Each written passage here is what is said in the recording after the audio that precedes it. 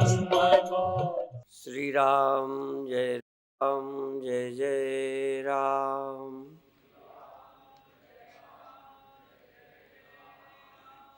श्री राम जय जय राम। श्री राम जय जय राम। सच्चिदानंद भगवान की, सनातन धर्म की। जो मेरी मांग है, जो मेरी अंतिम इच्छा है,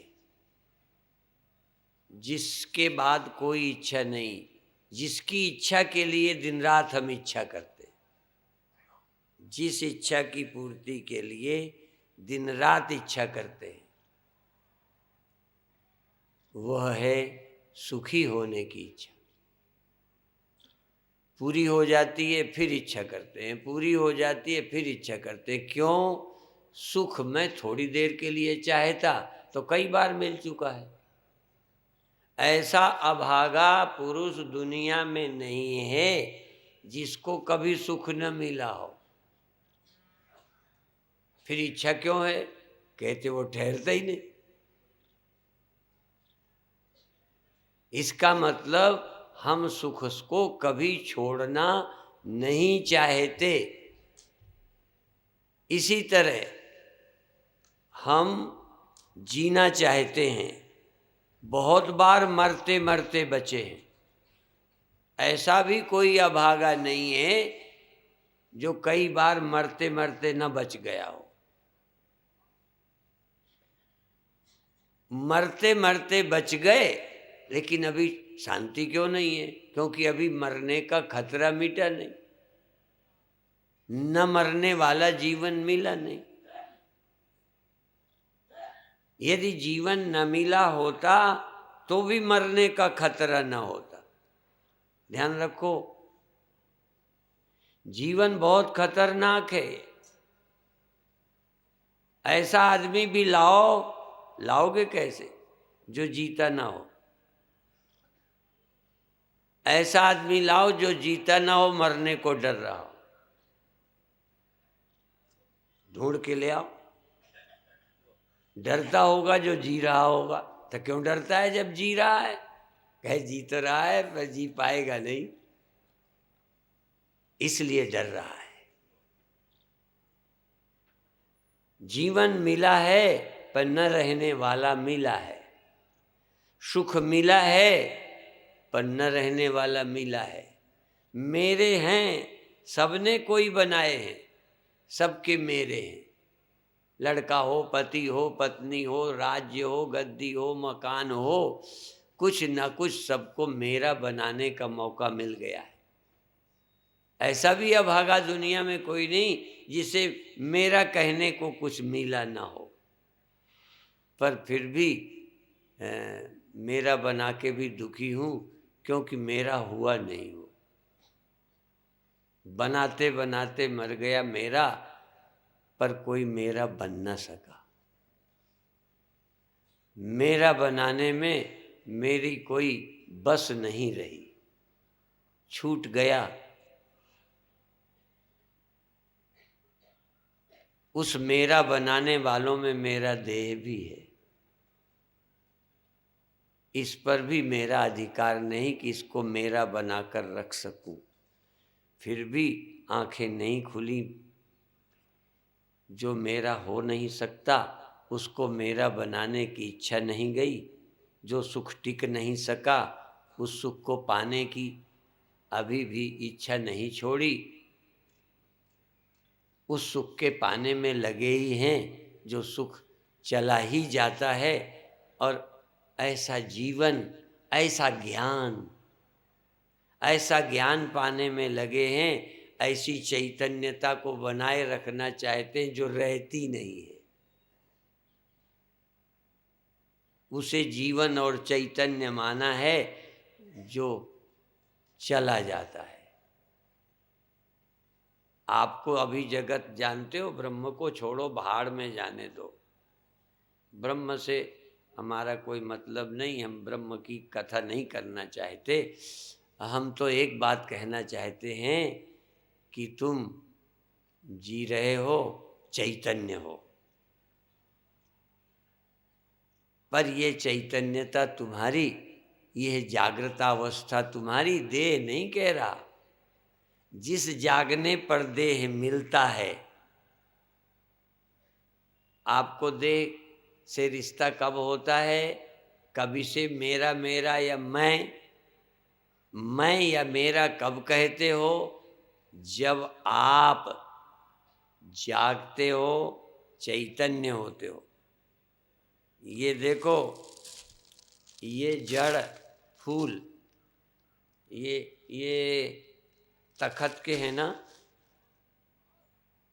तखत को इन गुलदस्तों से कोई रिश्ता है तखत का? और तखत से इनको कोई रिश्ता है? जड़ से जड़ का कहीं रिश्ता होता है?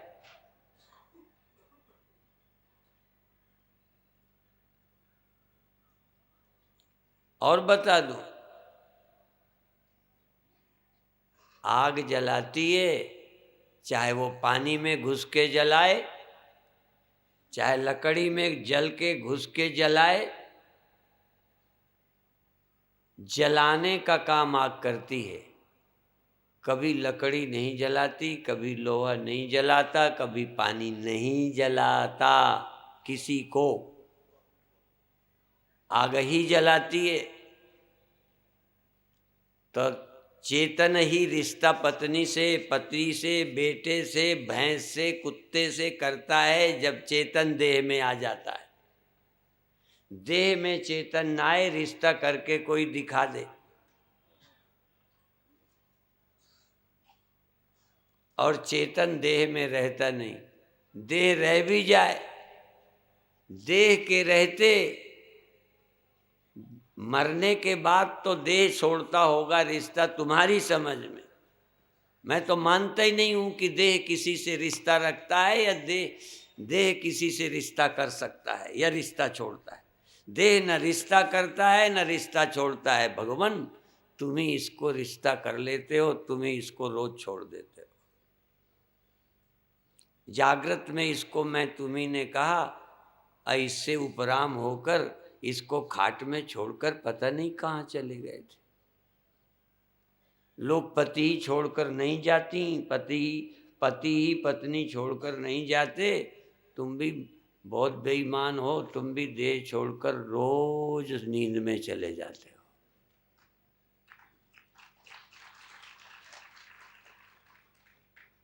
जिसको इतना प्यार करते हो, कई लोग ये रोड वाले बड़ा हम तुम्ही को बहुत चाहते हैं, अब बिचारी भोली वाली चक्कर में आ जाती है। इस बेईमान का तुम्हें भरोसा है?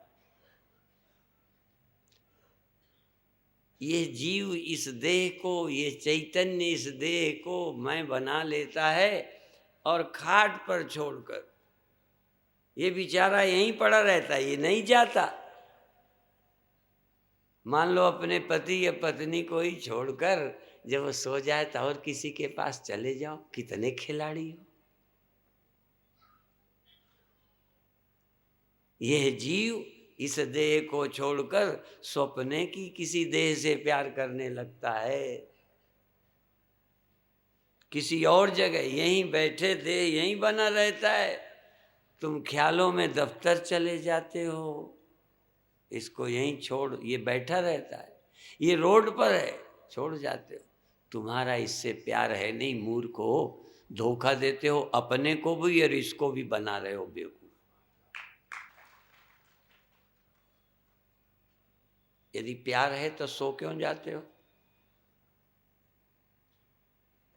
अब और बता दूं, देह से तुम्हारा परमानेंट प्यार है नहीं, भ्रम है, भूले का है। और देह तो तुम्हारा, तुम्ही ने एक तरफा, इश्क एक तरफा है। इश्क एक तरफा में यूं मशरूर हो गया हूं मैं। आसक्त हो गया हूं, एक तरफा इश्क कर रखा है इससे। इसने तुमसे 1 मिनट भी प्यार नहीं किया, जैसे कपड़े ने तुमसे प्यार कभी नहीं किया। किया हो तो बताओ, कहीं छूट गया हो याद करके वो तुम्हारे पास आवे। तुम कपड़े से प्यार करते हो, कपड़े के लिए तुम बेचैन होते हो, कपड़ा फट जाए तो दुखी तुम होते हो। कपड़ा तुमसे जरा भी प्यार नहीं करता। जिसका कपड़ा प्यार करता हो बताए। तो ये उदाहरण इसलिए देता हूं, देश भी तुमसे इतना भी प्यार नहीं करता। तुम क्यों करते हो? कपड़ा पहनकर तुम्हारी ठंडी दूर होती है, इसलिए कपड़े को संभाल के रखते हो। इस शरीर के माध्यम से तुम्हें और मौज करने को मिलता रहता है, इसलिए इसको बचाना चाहते हो। शरीर से प्यार नहीं है। जैसे किसी को पत्नी या पति के मरे का दुख नहीं, वो जो उससे लाभ मिलता था उसका दुख है। ये देह, इसके सहारे तुम भोगते हो। भोगने वाले तुम, शरीर भोगता नहीं है। शरीर न मरना भोगता है, न जन्म भोगता है। शरीर होने का सुख शरीर नहीं लेता। शरीर के मरने का दुख शरीर नहीं भोगता। शरीर भोगे तो जब तुम इसे छोड़ देते हो तो देह को जलाने पे शरीर चिल्ला पड़ना चाहिए। इंदौर में तो मुर्दे जलाए जाते हैं तो चिल्लाने लगते हैं। बोलो ना, नहीं? बल्कि सच बताऊं, शरीर तुमको छोड़ दे, तुम शरीर को छोड़ दो तो शरीर में दुख का लेश नहीं। और तुम्हें बता दूं, तुम शरीर को छोड़ दो, तुम्हें कोई जला के दिखाई दे तो मैं देखूं तुम।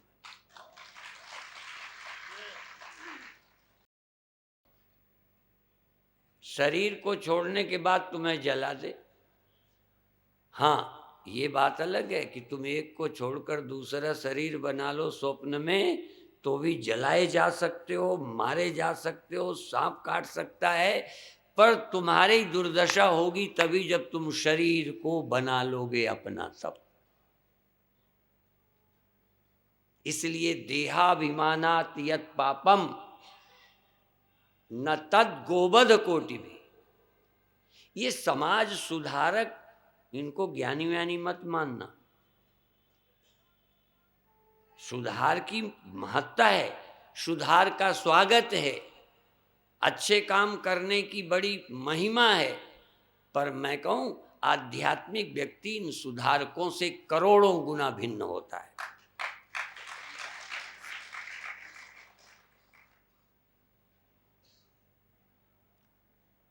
शरीर को भी कष्ट नहीं होगा तुम ना हो इसमें तो, और तुम्हें भी कष्ट नहीं होगा यदि तुम अलग हो। ये संसार का दुख एकात्मता के कारण, मिलने के कारण, चिद जड़ ग्रंथि, जड़ चेतन के एकता के कारण, इकट्ठे होने के कारण तुम अपनी चैतन्यता नाड़ियों में दे देते हो। फिर नाड़ियों को कोई काटे, नसों को। डॉक्टर लोग तुम्हें मारते नहीं, उस जगह को शून्य कर देते हैं। चेतना उन नाड़ियों में नहीं पहुंचती तो काटते रहते। भगवान कृष्ण ने तो बहुत साल पहले कहा था, न हन्यते हन्यमाने शरीरे अश्नाविरम शुद्धम अपाप विद्धम। आत्मा अस्नाविर, अस्नाविर माने आ लगा के। एक तो बोलते हैं ना, उच्चारण में जैसे आता है पर आ होता नहीं, जैसे स्थिर स्थिर स्थिर, कोई आ या कोई ई, क्योंकि बिना उसके बोल नहीं पाते। स्थिर माने जिसमें आ नहीं है। वो क्या है? स्थिर। और आ लगा दो, अस्थिर, जो थिर नहीं है। स्थिर जो है, टिका है। अस्थिर जो टिका नहीं है। तो स्नाविरम, अस्नाविरम, यह आत्मा स्नायुओं से रहित है। अस्नाविर है, स्नाविर नहीं, इसलिए वो उदाहरण दिया था। स्थिर अस्थिर, आत्मा स्नायुओं से मिलती ही नहीं है। यदि आत्मा या ब्रह्म स्नायुओं से मिला होता तो ब्रह्म दुखी हो जाता। अस्नाविरम शुद्धम अपाप विद्धम, और आत्मा पाप से कभी विद्ध नहीं होता, घायल नहीं होता, परेशान नहीं होता।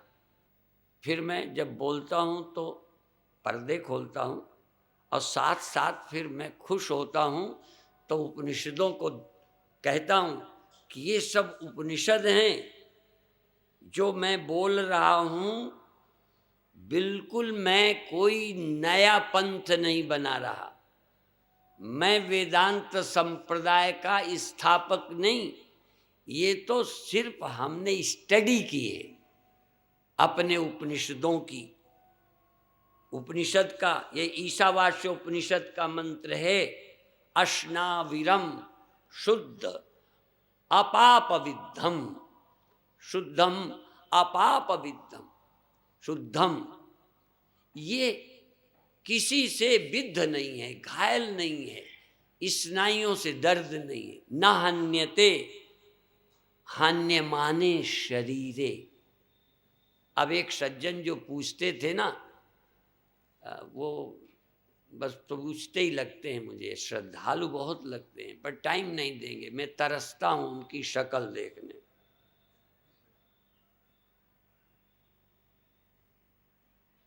और ये फिर बता दूं, एक मुझे न्यू जर्सी में मिला, बहुत अच्छा कार्यकर्ता संगठन का, बाबू भाई गांधी, लॉस एंजलिस के। मेरे से बोले कि वो आपसे मंत्र लेना चाहते हैं, आप दे दो तो आवें। आप मंत्र देने को कहो तो मैं बुला लूं। मैंने कहा मैं ये वचन नहीं देता कि मंत्र दूंगा, वो पहले आवें फिर मैं देखूंगा दूं कि ना दूं। पहले ही तय करे ले रहे हो। आजकल रिवाज है बिना देखे शादी न करने का। वो सतयुग चला गया जब देखने की जरूरत नहीं थी। आज तो देखे दिखाए नहीं निभाते, बिना देखे वालों का क्या ठिकाना।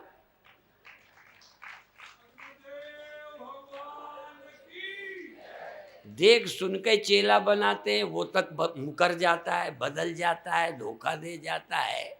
बिना देखे वालों का भरोसा क्यों करूं।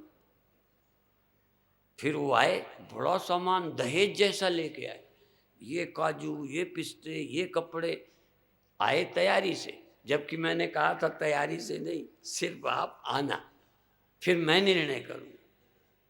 वो सामान लेके आए। फिर जानते हो क्या किया? सब उन्होंने बताया, मैं इतना पढ़ा हूँ, ये किया है, ये सब जानता हूँ कि मैं साक्षी हूँ, मैं फलाना हूँ, मैं सब पढ़ चुका हूँ, दूसरों को सुनाता हूँ, पर मुझे संतोष नहीं है। बहुत लोगों को सब आता है। एक पत्र भी रोज यहाँ मंच पर आता है, उसके सारे बातें मैं बोल दूं तो लगेगा ये तो स्वयं बड़ा महात्मा है, पर बेचारे को पता कुछ नहीं। ये बड़ा विचित्र मामला है। फिर उस व्यक्ति को ने जब सब सुन लिया, उनकी जो चेला बनने आया था, मैंने कहा अब तुम्हें मंत्र नहीं दूंगा तो पर तुम्हें मैं चेला मानता हूं। अब देखो, मैंने कहा मंत्र नहीं दूंगा पर तुम्हें मैं शिष्य स्वीकार करता हूं। क्यों स्वीकार करता हूं? कि तुम अब मेरे अलावा कहीं सुलझ नहीं सकते, तुम्हारे लिए यही जगह है, पर मंत्र नहीं दूंगा। क्योंकि मंत्र से तुम्हें संतोष होगा ही नहीं।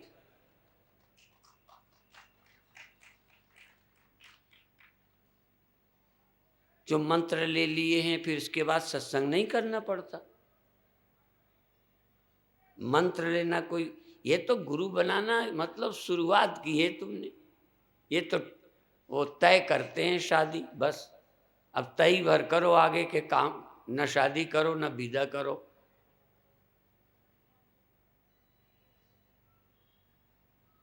इसलिए मैं कहता हूं अस्नाविरम शुद्धम अपाप विद्धम। यह चैतन्य आत्मा पाप से विद्ध नहीं होती, यह मृत्यु को प्राप्त नहीं होती, ये सदा अलेप है, सदा। अब प्रश्न करने वाला कहता है कि फिर मरता कौन है, देह से निकलता कौन है, दुखी कौन है? और ये भी हमारे ग्रंथ बताते हैं, द्वा सुपर्णा। अब मंत्र कहते हैं एको सुपर्णा, अब वेद मंत्र कहता है द्वा सुपर्णा। ये भी कहते हैं दो चेतन है, एक शुद्ध है एक जीव है। और ये भी कहते हैं एक ही चैतन्य है, एको देवः सर्वभूतेषु गूढ़ा सर्वव्यापी सर्वभूतांतरात्मा कर्माध्यक्षः सर्वभूताधिवासः साक्षी चेता केवलो निर्गुणश्च। ये भी कहते हैं और दो भी बताते हैं। निकलने की भी बात हमारे ग्रंथों में लिखी है, मैं उनको नहीं कहता जो हमारे नहीं है। हमारे नहीं का मतलब जो वेद नहीं, उपनिषद नहीं, गीता नहीं, औरों की बात में नहीं करता। मैं तो जिस धर्म में जन्मा, जिस धर्म को मैं 100% देख चुका, पढ़ चुका, मेरी कसौटी में इससे ऊंचा कोई दुनिया में ग्रंथ ही नहीं है। अब मेरे इस प्रवचन से किसी धर्म ग्रंथ वाले का अपमान होता है तो मैं इतना समाजवादी भी नहीं हूं, समतावादी भी नहीं हूं, बेईमान और झूठा भी नहीं हूं। अब सैकड़ों लड़कों की परीक्षा हुई, अब किसी ने गलत सवाल लगाए, उनके उत्तर दूसरे आए, और कुछ लड़कों के बिल्कुल सही लगाए और उनकी संख्या कम थी। कुछ लोग बहुमत से सत्य नापना चाहते। अब मान लो 75 लड़कों के सवाल के उत्तर गलत हैं और 25 के सही हैं, तो सही कौन है? और बहुमत से क्या सत्य बहुमत का मोहताज है? यदि बहुमत का मोहताज होता तो करोड़ों आदमियों का अनुभव सत्य होता। व्यास गलत होते, वशिष्ठ गलत होते, कृष्ण गलत होते। अब तुम्हारे अनुभव में मूर्खों नहीं आता तो मैं क्या करूं? तुमने भी वही उपनिषद देखे, मैंने भी देखे, पर तुमने बिना गुरु के, बिना श्रद्धा के, बिना टाइम दिए घर में पढ़ने की कोशिश की। तुम्हारा अनुभव प्रमाण है। तुम्हें तो लगता है मैं आदमी हूं, मर जाऊंगा, तो यही अनुभव है, तो मैं क्या बताऊं फिर? जब तुम मर ही जाओगे तो मेरी क्या जरूरत? और यदि मर जाना ही सत्य है तो मैं बुला के क्या करूंगा? कहीं ना कहीं तुम्हारा अनुभव झूठा है, ये सिद्ध करूंगा। जो तुम जानते हो ये अपरा ज्ञान है, ये सांसारिक ज्ञान है, ये ऐन्द्रिक और सहज ज्ञान है, ये अध्यात्म ज्ञान नहीं है। अध्यात्म ज्ञान नित्यत्वम तत्व ज्ञानार्थ दर्शनम। अध्यात्म ज्ञान तुमको जो हो रहा है ये अध्यात्म ज्ञान है। मैं हूं, ये मेरा है, हम अलग अलग हैं, ब्रह्म कहीं अलग है, ये अध्यात्म ज्ञान है। और अभी प्रसंग बस सामने गोविंद भाई बैठे देखे तो बीच में मुझे याद आ गई, क्योंकि मैं फिर भूल जाता हूँ, भुलक्कड़ बहुत हूँ, मुझे सब भूल जाता है। पर कहते सुनते में बहुत विषय भी छूट जाता है, पर मेरे को कहने में ब्रह्म नहीं छूटता और सब गड़बड़ा जाता है। तो याद आ गई भोपाल में कल से भोपाल में मानस भवन में है, बाकी पता गोविंद भाई से पूछ लेना, जिनके रिश्ते नातेदार हो उनको कह देना, और तुम्हारी इच्छा हो तो तुम भी आ जाना, ठीक है। मान लो मैं तुम्हारे यहाँ नहीं रहूं, मैं तो व्यस्त हूं, क्योंकि मेरा तो काम है, मेरा काम यही है, जो काम यहाँ करूँगा भोपाल में दूसरा करूँगा, बल्कि सच बताऊं यहाँ से ज़्यादा अच्छा भोपाल में करूँगा। क्यों करूँगा? अब लोग पूछेंगे आप तो बड़ा गड़बड़ करते हो। ज़्यादा भीड़ में ज़्यादा समझाना कठिन होता है। यदि इसमें से 200-400 बच्चे ले आते तो फिर क्या, आज दीक्षा से बच्चों को निकलवा दिया, पर ये कहा है कि यदि 2 बजे 2:30 बजे बच्चे आएंगे तो मैं बच्चों के लिए दोबारा यहाँ आऊँगा, उधर कार्यालय में बैठूंगा, बच्चों को भी मैं बताऊंगा, पर बच्चों को बच्चों की तरह कुछ बताऊंगा। ज़्यादा भीड़ में भाषण देना पड़ता है, कम लोगों में सत्संग होता है, ज़्यादा में बत्संग, थोड़े में सत्संग, ठीक है। तो यहाँ से अच्छा भोपाल में बोलूँगा। इसका मतलब वो बड़ा सम्मेलन नहीं होगा, तुमसे छोटा होगा। नाक कटती हो तो इस पे गर्व करना कि तुम्हारा बड़ा सम्मेलन है, उनका छोटा है, पर उनको भी गर्व करने का हो कि जो हमारे यहाँ बोले स्वामी जी वो इंदौर में नहीं बोले।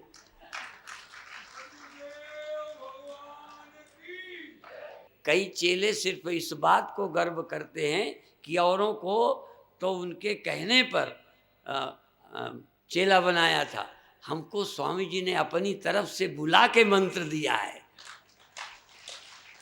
इस बात पे फूले फिरते हैं कि हमारे को स्वामी जी ने कितना अपनी ओर से। कोई ना कोई सबको अकड़ने का रास्ता भगवान ने दे दिया है।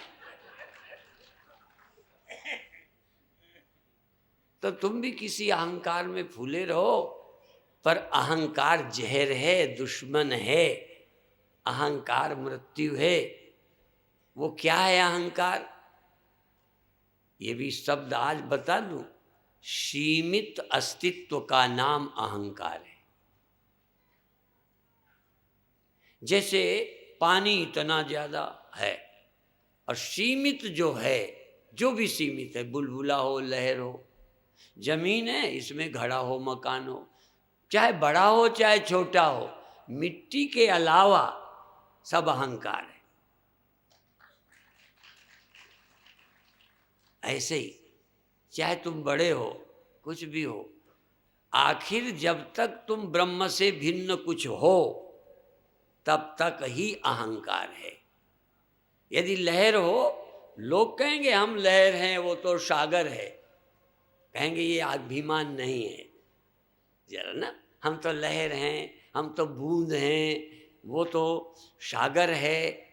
चलो, ये लोगों को लगता है ये अहंकार नहीं है, पर यदि तुम पानी नहीं हो तो अहंकार ही हो, चाहे बूंद हो चाहे लहर हो।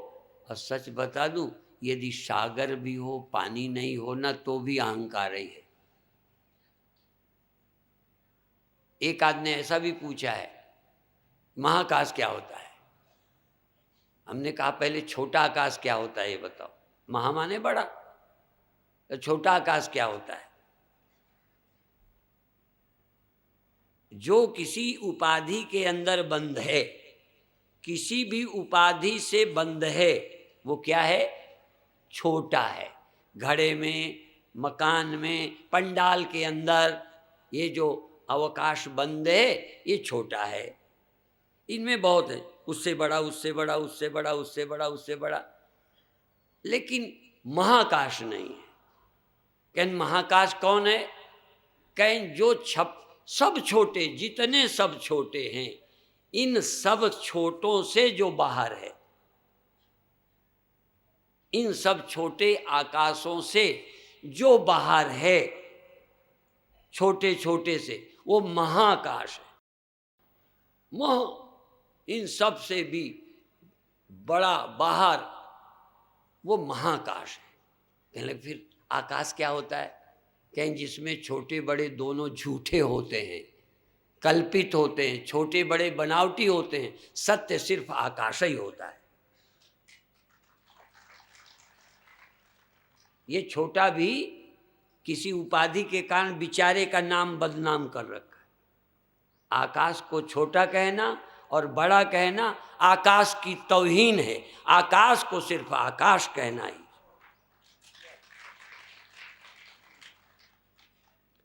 और देखो, घटाकाश को थोड़ा हीन भावना से छुटाने के लिए कहा भैया तुम महाकाश हो, महाकाश हो, महाकाश। वेदांती कभी नहीं कहते घड़े के आकाश को कि तुम महाकाश हो। वेदांतियों की सोच अलग है। किसी जीव को आज तक सच्चा वेदांती नहीं कहता कि तुम ईश्वर हो, क्योंकि ईश्वर जीव से बड़ा है, बहुत बड़ा है। इसलिए जीव को हम ईश्वर कहते ही नहीं। लाखों लोगों को यही पता नहीं, क्या करें, और फिर भी पढ़े हैं वेदांत। जीव कभी ईश्वर हम नहीं कहते कि जीव ईश्वर है। फिर क्या कहते हैं?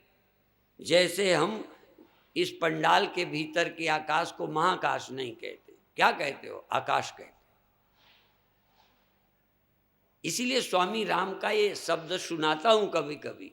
स्वामी राम ने कहा, मैं न बंदा था न खुदा था। भाई खुदा कहने से तुम्हारे खुदा की तौहीन होती है, हम कहते ही नहीं खुदा। मैं न बंदा था न खुदा था, मुझे मालूम न था। दोनों इल्लत, छोटा और बड़ा दोनों इल्लत, जीव और ईश्वर इल्लत, खुदा और बंदा इल्लत, दोनों इल्लत से जुदा था, मुझे मालूम न था। और वजह मालूम, वजह ब्रह्म न होने की, आत्मा न होने की, मुक्त न होने की वजह, वजह मालूम हुई तुझसे एक न होने की वजह, मालूम हुई तुझसे न मिलने की सनम। जिसकी तलाश में था उसको न पाने का कारण, न मिल पाने का हेतु, उसको तलाशने और भटकने का कारण, वजह मालूम हुई तुझसे न मिलने की सनम। खुद ही पर्दा बना था, मुझे मालूम न था। मैं इस पंडाल को के अंदर को मैं मान बैठा था। अब तू मान बैठ तो तू का आकाश नहीं है, मान ले। तू देह मान ले तो तू आत्मा नहीं है। पर समझ में क्यों नहीं आता? ये पंडाल नहीं समझने देगा, ये देह नहीं समझने देगा, ये मन नहीं समझने देगा, ये तुम्हारी बुद्धि नहीं समझने देती। तुम जिस बुद्धि पर नाज करते हो, ये बुद्धि ही तुम्हें समझने नहीं देती। वजह मालूम हुई तुझसे ब्रह्म न पाने की सनम, परमात्मा न होने की सनम, या तेरे तू मैं ही हूं,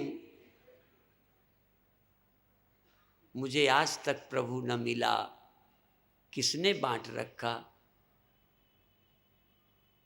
अंतःकरण ने। यद्यपि अंतःकरण बिना देह के बांटता नहीं है, बेचारा क्या करे। ये अलग तभी होता है जब देह, चाहे वो भौतिक देह हो चाहे ख्याल का देह हो, देह तुमको, देहाभिमान तुमको ब्रह्म नहीं होने देता। देहाभिमान जागृत में ये देह तुमको अलग किए बैठा है। तुम इस देह को मैं बना के बैठे हो, बंटवारा कर लिया, इसलिए यहां बैठ गए। जीव होने का कारण क्या है? ये देह। और देह छोड़कर समझने का मौका न रहेगा। ये भी समझ लेना, देह छोड़ दो, देह ना हो तो भी तुम ब्रह्म नहीं होगे, या ब्रह्म नहीं हूं ब्रह्म मिल जाए, ये ख्याल की पूर्ति नहीं होगी बिना देह के। ये दोनों खतरे हैं। कहीं पर ब्रह्म को समझाओ, उसे जरूरत ही नहीं। और बताऊं, जागृत में स्वप्न में देह और मन है, गहरी नींद में तुम्हारे पास देह नहीं है, पर उस समय कोई दुख भी नहीं है, चिंता भी नहीं है, प्रश्न भी नहीं। जिसको सुषुप्ति में जिज्ञासा हो, आहा, जब देह का ख्याल ना हो और जब मन ना हो, देह का अभिमान करने वाली अकल ना हो, उस गहरी नींद में तुम प्रश्न करो, हम तुम्हें उत्तर देंगे। करोगे प्रश्न? उस समय तुमको मौत के भय से मुक्त करेंगे। भय नहीं है, ख्याल ही नहीं है, पूछोगे क्या? इसलिए जहां मन नहीं, देह नहीं, तहां प्रश्न नहीं, और जहां देह नहीं, मन नहीं, तहां भ्रम का कारण तो है। नींद में भ्रम का कारण है, भ्रम की समाप्ति नहीं। भ्रम की प्रतीति तो गई है, पर भ्रम की जड़ नहीं गई। इसलिए सुषुप्ति मुक्ति नहीं है। मुक्ति कब होगी? जब देहाभिमान होगा, देहाभिमान करने वाली बुद्धि होगी, उसी को गुरु पकड़कर, आहा, जानते हो, एक बार पंजाब गए तो हमको सुनाया, मुर्शिद वही है जो अशुदाए मंजिल कर दे, वरना तो रास्ता हर शख्स बता देता है। गुरु वो है जो हाथ पकड़, तुम्हारी बुद्धि को पकड़कर समझा दे कि तू देह नहीं है, समझा दे कि तू मन नहीं है, और वहीं बताए कि तू कौन है। पर तुम्हारी बुद्धि हमारे पकड़ में ही ना आए तो हम क्या करें? बुद्धि तुम्हें पकड़ानी पड़ेगी। कई माताएं आती हैं, हमारे पति बहुत बुरे हैं, मैंने कहा यहाँ ले आना, कहने यहाँ आते ही नहीं। तो मैंने कहा भी तुम ही ठीक करो, मैं नहीं कर सकता। जब यहाँ आएगा ही नहीं तो मेरे पास कोई जादू नहीं। मैं तुम्हें कहूँ तुम्हारी बुद्धि बहुत खराब है, हमने कहा ले आओ, आओ यहाँ आया करो। कहने लगे बस बुद्धि तो हमने पड़ोसियों को दे रखी है,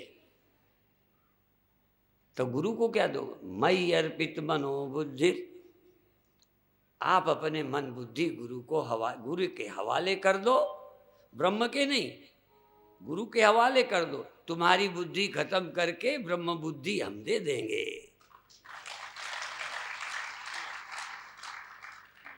आप बधाई के पात्र हो।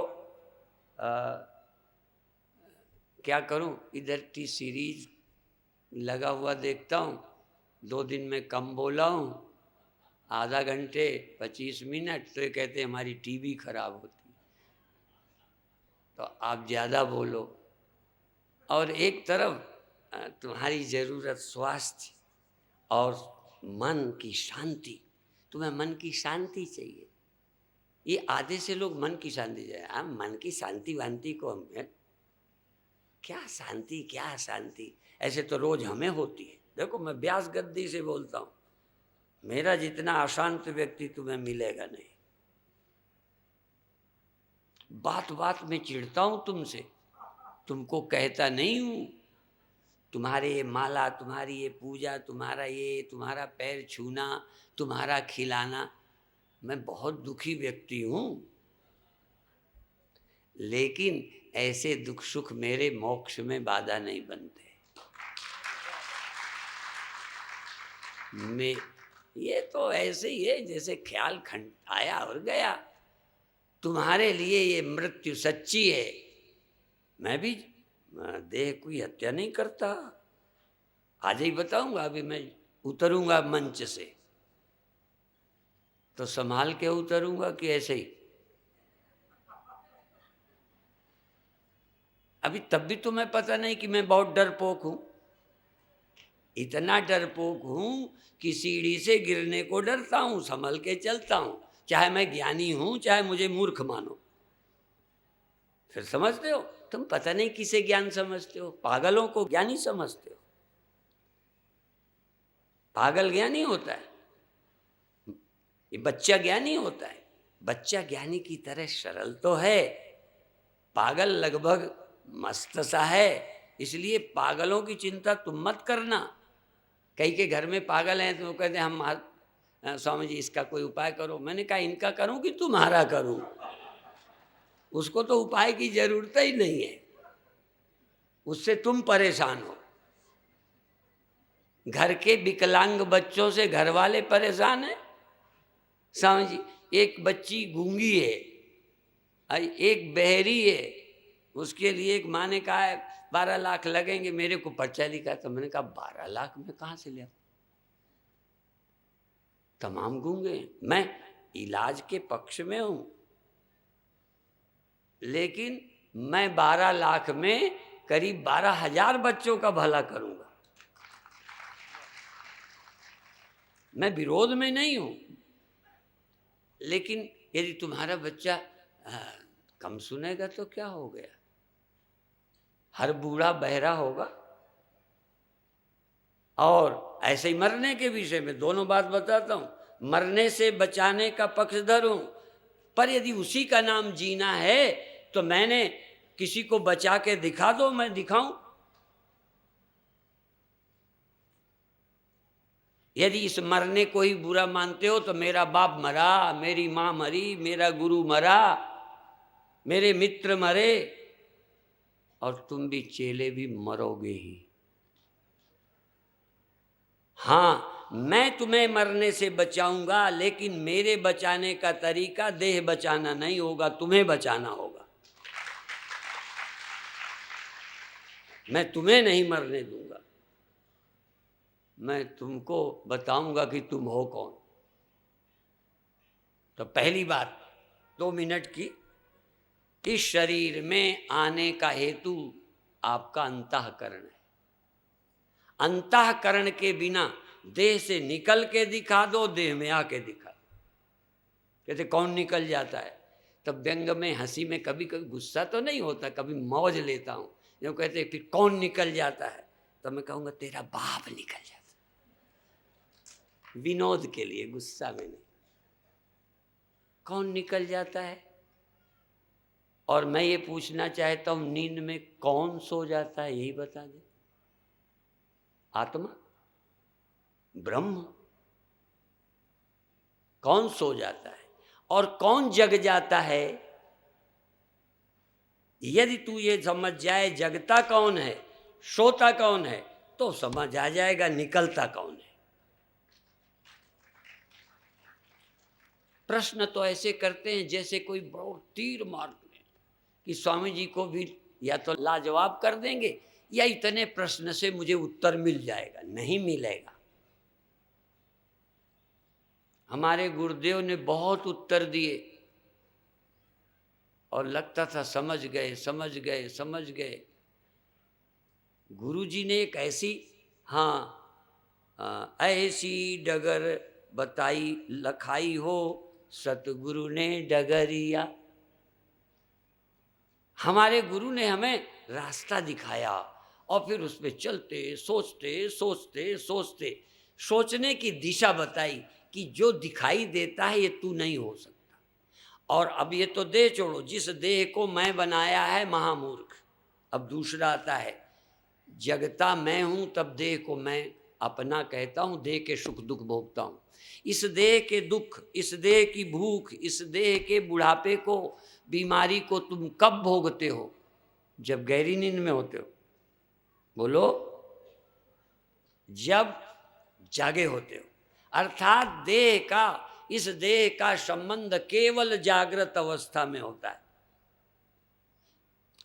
और तुम्हारे रहते, जब तुम इस जागृत अवस्था में देह से नहीं होते, तब तुम सपने में होते हो, तब इस देह के मरने का दुख नहीं होता।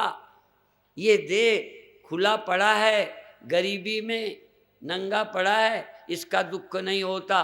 उस समय जिस देह को तुमने अपना मैं बनाया है उसे सांप काटने आए तो भगोगे, इस देह को छोड़ देते हो, उस देह में होते हो। तुम इसे मुख्य कहते हो। तुम तो अपने जीवन में एक ये दे, एक वो दे, और तीसरी अवस्था गहरी नींद रोज तुमको होती है। ये जगत तो तुम्हारे, यदि 3 अवस्थाओं का विभाजन करूं तो केवल 1/3, केवल जागृत में ही जगत है तुम्हारे पास, न स्वप्न में है न सुषुप्ति में। मिलता जुलता है अलग बात है, पर ये जगत नहीं, ये इंदौर नहीं, ये देह नहीं, इस देह इस दुनिया का कोई कष्ट नहीं। यहाँ पति मर गया हो और स्वप्न में तुम्हें मिल जावे वही, तो कहोगे तुम तो मर गए थे, तुम जिंदा कैसे हो गए, और बड़े खुश हो जाओगे। इस जगत से संबंध तुम्हारा जागृत अवस्था में, अर्थात इन इंद्रियों और देहों से जब तक जुड़े हो। जब इन इंद्रियों से इस देह से संबंध नहीं होता तब मैं अपनी बुद्धिजन्य देह के साथ होता हूँ, वहाँ भी सुख दुख होते हैं। पर जब इस बुद्धि से भी इस बुद्धि को लेके जब मैं गहरी नींद में सो जाता हूँ अपनी पत्नी के साथ, ये हमारी घरवाली है। एक हमारे महात्मा बड़े विनोदी, एक भगत ने कहा महाराज फिर आना, फिर कृपा करना। तो संत थे, सन्यासी, अनमैरिड थे।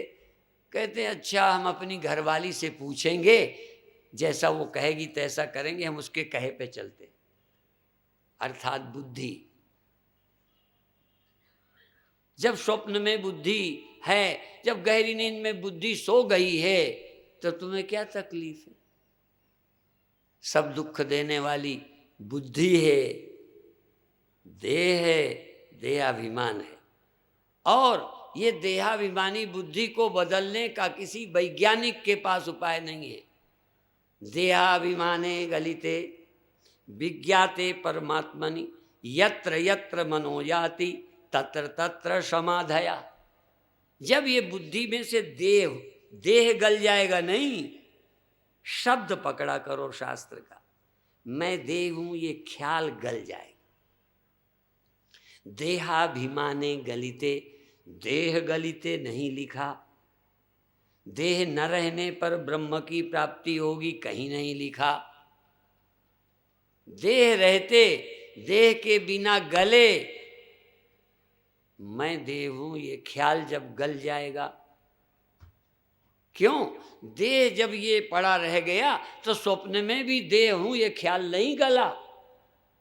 स्वप्न में देह नहीं था, पर देहाभिमान नहीं गला था, इसलिए स्वप्न में देह और जगत का द्वैत खड़ा था।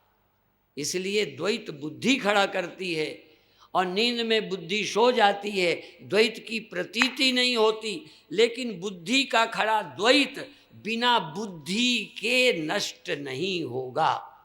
फिर सुन लो, नींद आने से द्वैत समाप्त, नशे से द्वैत समाप्त नहीं होगा। क्यों? सोई हुई बुद्धि में अभिमान नहीं है, तो निरभिमान का मैं देह नहीं हूँ। जब चीज दिखती है उसका निषेध होता है। मैं देह हूँ ऐसा लगता है, कोई गुरु ऐसी तरीका बताए जब मैं ये देखूं देह नहीं हूँ।